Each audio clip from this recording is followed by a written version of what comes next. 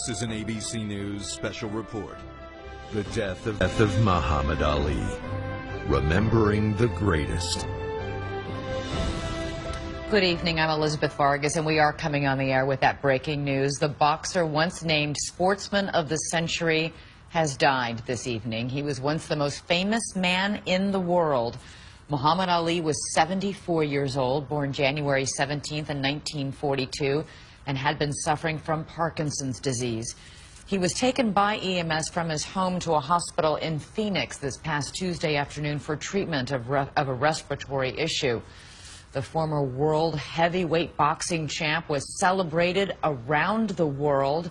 Late today, his daughter Layla posted this photo of her dad with his granddaughter Sydney, thanking everyone for their love and their well wishes. We last saw Ali this past April at the annual Celebrity Fight Night Gala, raising money for the fight against Parkinson's disease. He did look frail there. And in September 2015 with other sports legends at the Ali Humanitarian Awards ceremony. And here he is attending the premiere of the HBO documentary, Ali's Greatest Fight. Ali remained a fighter to the very end, not letting his condition sideline him. It was boxing that made the three-time heavyweight champion a legend, but it was his personality that made Mohamed Ali larger than life. ABC's Robin Roberts has more. Sucker, look at you. You out, sucker. Mohamed Ali was a lightning rod, both in and out of the boxing ring.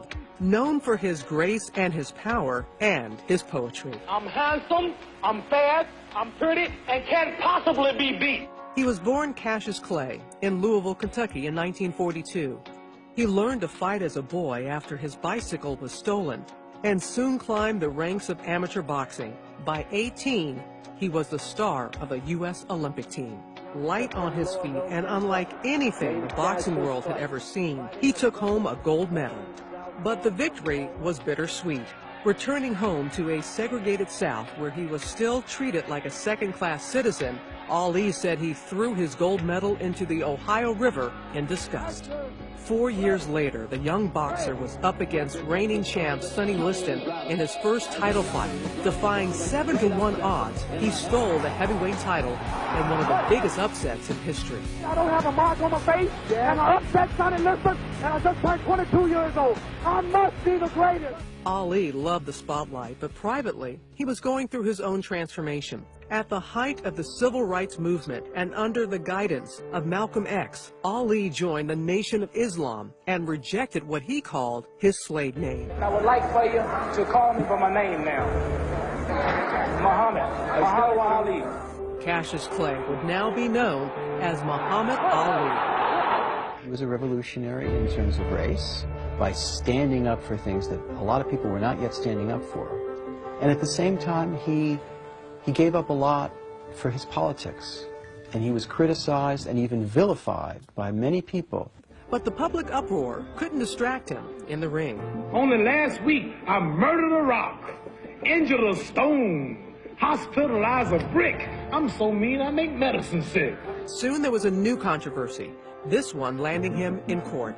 The year was 1967, and the U.S. was deep into the Vietnam War when Ali got his draft notice. He refused to serve, arguing the war violated his Muslim beliefs. No, I will not go 10,000 miles from here to help murder and kill another poor people simply to continue the domination of white slave masters over the darker people of the earth.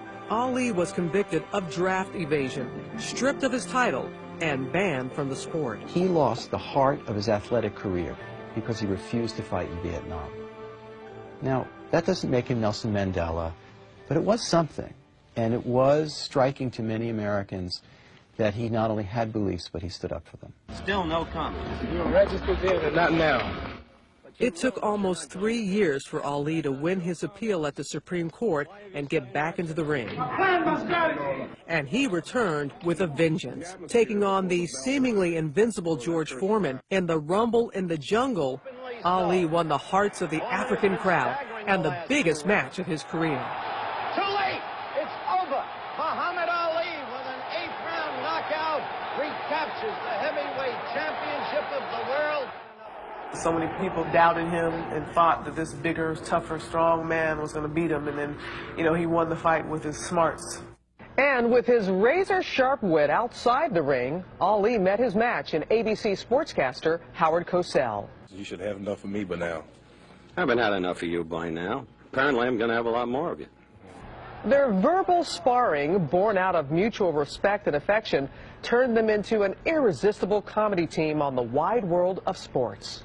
I'm not sure that there's anybody left, really, for you to fight. You. That may come about someday. Thank you for coming by. Just stay in shape. Ali's triumphs, like this one over Joe Frazier in the Thrilla in Manila, made for some of boxing's greatest fights and made Ali one of the most popular figures of his time. It was the golden age of heavyweight boxing, and Ali was king. But years of punishment in the ring took its toll. Can't talk no more. I'm all messed up. Ali retired for good in 1981. 3 years later, at the age of 42, he was diagnosed with Parkinson's disease. This time, he would have someone else in his corner. In 1986, he married Lonnie, whom he first met during a trip to his family home in 1963. That meeting immortalized in this photo. Little Lonnie didn't even know who he was. Together, they have faced the toughest fight of Ali's life. And when Ali grew physically weaker over the years, he could still inspire, lighting the Olympic flame in Atlanta, raising millions for charity and speaking out for peace and solidarity with all Muslims in the wake of September 11th. The United States honors Muhammad Ali. In 2005, President Bush awarded Ali the Presidential Medal of Freedom, the highest U.S. civilian honor for a man who will forever be remembered for that boast of a young fighter. I won it as a man, and I'll defend it as a man. The man to beat me haven't been born yet. I'm the world's greatest. I'm always confident I whip all of them. I'm the greatest. I am the greatest. And in so many ways, Muhammad Ali lived up to his word.